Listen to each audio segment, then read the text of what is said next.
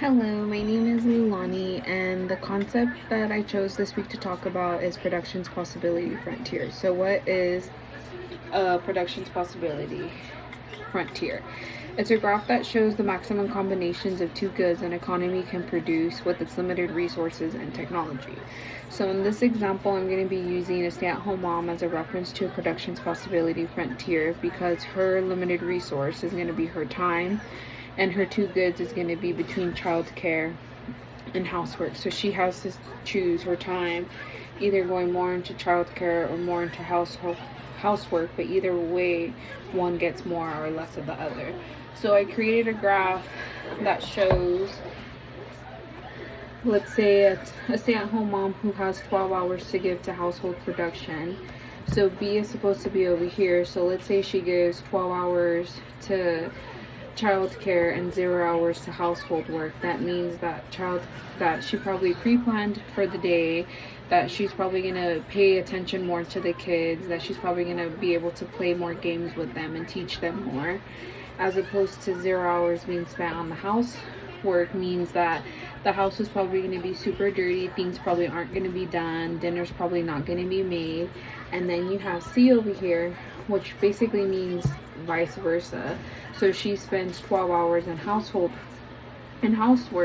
then the house is probably going to be super clean, super organized, and 0 hours in childcare, which probably means that the kids probably didn't learn anything that day, probably weren't supervised. And then that goes into point A. So point A means that, the mom didn't use her time effectively that day.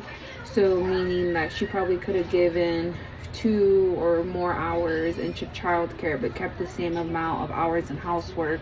But because she's not using her time or her resources efficiently, that's what stops her, because maybe she's probably distracted, her energy is probably low, maybe multitasking is not good these days.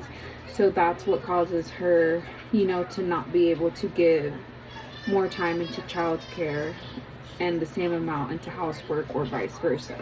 And then you have point D out here, which means that maybe her resources or her time and her energy that she has now basically stops her from being able to produce outside the curve, because unless she has more time to give, or she learns better skills for housework or better skills for childcare, or she upgrades in technology, then she would be able to come out over here. So again, Production's Possibility Frontier is a graph that shows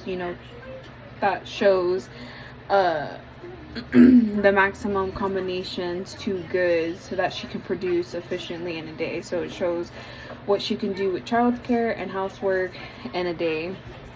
And yeah, so let me know if I explained that well. Thank you guys for watching.